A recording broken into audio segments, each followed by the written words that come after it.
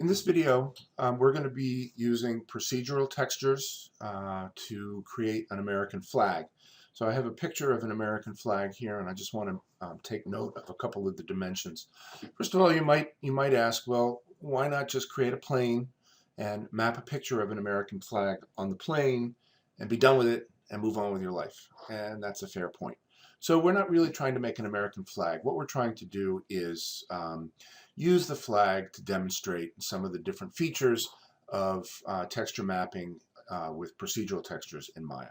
So let's just take a look at this flag, and I want to point out a few things. First of all, within this star field, I have 5 rows of 6 stars, and I have 4 rows of 5 stars. So that creates this little star field here. This is a photograph of a flag, and you can see there's a little bit of dirt on it. There's some texture to the to the stitching here, and there's a couple of wrinkles here which are shown by the specular highlight that's brighter in some areas and darker in other areas. So we're going to address all of these things in our demonstration. So the first thing that I did, because this is the way that I like to model, is I got some reference images and I got some dimensions. A flag of any country has specific official dimensions. So I just wanted to point out here that the width of this flag is 1.0 units. The length is 1.9, so the ratio of the width here to the length is 1.9 to 1. The union, which is this blue field, the width of that unit is 0.5385, and the fly, or the length of that, is 0.76. So all of these stars are evenly distributed within that field here. So in just crunching these numbers as simply as I can, if I just multiply everything by, say, 1,000 here for this union, it would be a dimension of 760 by 538. So that's what I'm going to work with in Maya. In Maya here, I went into my my render settings, and for my render settings here, I'm changing the width and the height of my render to 760 by 538, and that's going to give me the correct aspect ratio of this union here. The other thing that I did here is I'm working only in the top camera here. So my renderable camera is going to be the top, and I'm sorry, the front. Sorry. So I'm working in the front camera here. My render is going to be exactly this size here. So whatever's inside that box is going to be my entire star field. So let's get started here. I'm going to start off by creating a NURBS plane. And I'm really only using this for reference. So my plane here is going to be with the axis on the Z, because I'm working in the front window. And for the time being, my width and length are just going to be 1, and my number of patches is just going to be 1. So I'll create that, and then I'm going to manually scale this up so that it fits within the dimension of my render window. It's a little bit off, and I just think that's a graphics card issue, but I'm not going to worry about it so much. As long as I'm really close in this, my aspect ratio is going to be to within the 1/4 of an inch or an 1/8 of an inch or whatever. So I'm just going to leave that at that. Now, remembering here that I've got 6 stars going across here, I'm going to imagine that each one of these stars is going to fit inside a box. So initially I want to, just for these longer rows here, I want to divide my plane up into even sections of 6 and 5. So I can select my plane here, go into the channel box, and in the make node here, I'm going to make my patches in U6, and I'm going to make my patches in V5. Now, depending on how you created this this plane, it might be 5 and 6, depending on how the U and the V are. But here I have one individual box for each one of my stars on the long side. I also have an intersection here for each one of my stars on the short side. So I've got 1, 2, 3, 4. So the centers of my boxes are the rows of 6. 1, 2, 3. I'm sorry, the rows of 5. Right, 5 rows of 6. 1, 2, 3, 4, 5.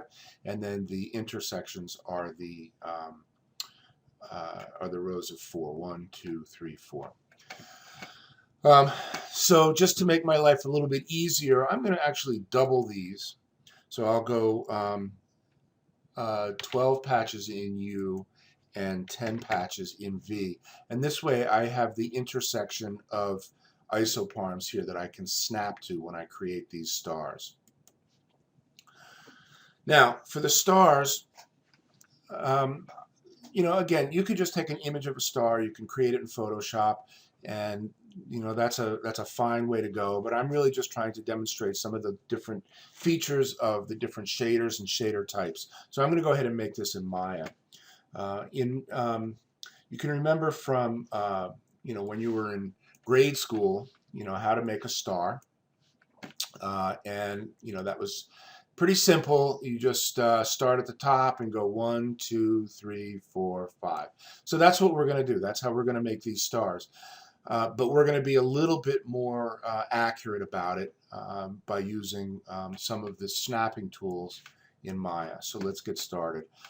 First thing I'm going to do is just take this plane and I'm going to put it on a layer and make the layer a template so that it doesn't get in my way. And I'm going to create a NURBS circle. I'm going to go into the option box here.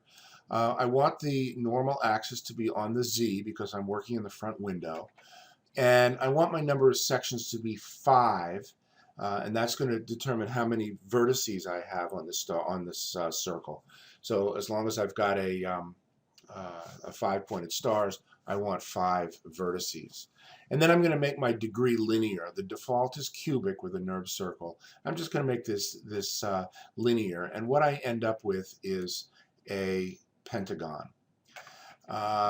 If I show if I display the vertices, so I'll say with it selected, I'm going to say display NURBS CVs, and now I can see all the vertices of that pentagon. This too is only for reference. From here, I'm going to create a CV curve, and I'm going to make my curve degree linear. That means that I only need 2 CVs to make a curve, and every curve is going to be a straight line. So I'm going to hold the V key down and just snap my lines to the vertices of this pentagon. 1, 2, 3, 4, 5, and then come back up here to 6, just like kindergarten. So I'll hit enter, and now I no longer need this pentagon. I have my star. The star is flat. It's just a curve right now, so in order to create a surface on there, I'm going to go into my NURBS surfaces and create a planar surface. And that fills this in. So if I hit the 5 key, you can see that that's all filled in with model, with surface material. In the hypershade window, we saw you know, in a previous tutorial that the surface shader requires no light. It has no indication of the fall off of light. It's a self-illuminating, even shader. So I've created a surface shader here and just taken the out color and made that white. And I'll assign it now to this star. So I'll right click here, assign material to selection, and now I have a white star. So if I render this, there's my star. I'm going to increase my render settings here. In the Maya software, instead of my edge anti-aliasing at low, I want that to be the highest quality. So I can get that by setting my quality preset to intermediate. And now when I render this, it gives me a much crisper edge. So now it's time to start placing my stars on the star field and making sure that they're distributed evenly. So in order to do that, well, first of all, I'll select the curve, the original curve that the star was made from, and I'll delete it. So now all I have is this surface. I'll untemplate this layer, and I'm going to select this plane, and just like I did before, I'm going to display the NURBS vertices on there. I'll take this star and move it, hold down the V key, and I'm going to snap it to the lower left vertex in the center of this box here, which is going to be the initial placement. From here, I'm just going to scale this a little bit so that it fits within the box. I might scale it a little bit later, a little bit differently, but for now, it's it's at least manageable. So I'm going to select the star then. I'll duplicate it, Control D. I will move it and hold down the V key and snap it to the center of the next box right there. Once I've moved it with a transformation, I don't really have to snap it anymore. I can use the Shift D, and that's going to build in the previous transformation. And every time I hit Shift D, it's going to give me another star moved exactly the way the first one was moved. So here I have 6 stars now distributed evenly along the bottom row here. So next, I will select this entire row of stars. I can just select the whole row and then Control deselect the field. And I'm going to Control D here, hold down the V key again to snap to points. And this time I'm going to constrain the movement to the y-axis by just pulling on this green arrow here. And that's going to snap this up to the next box. And then I'll Shift D again, and again, and that gives me my 5 rows here of 6 stars each. To create the rows of 4, it's the exact same process. I'll select this star, I'll duplicate it, Control D, I'll hold the V key down and snap it right to that vertex. Control D to duplicate it again, and hold down the V key to snap, and then Shift D.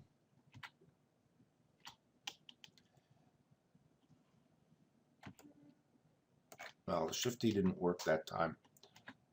There we go. Shift D, and that's going to give me that row of 5 stars. I'll select that row of 5 stars. Control and deselect what I don't want. Control D to duplicate.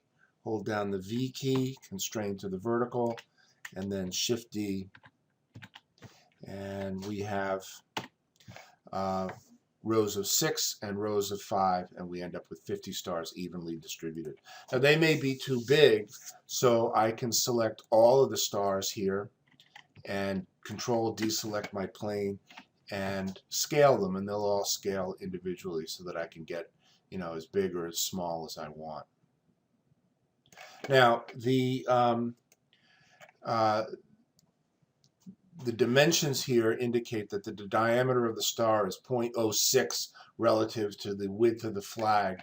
But to be honest with you, I know I could go ahead and do that. I'm not going to go to that trouble. I'm going to just arrange them by eye, and I think this will be fine. So in order to render this, what I'm going to do is select my plane layer here, and I'm going to make that invisible. I'll select my camera here, and in the camera attributes I have an environment setting, and I can set my background color. So I'm going to select this royal blue, and I'm sure that that the United States flag people have specified exactly what the RGB value of this blue is. Again, I'm not going to be that particular about it, but when I render this in the top window, there is my flag Starfield.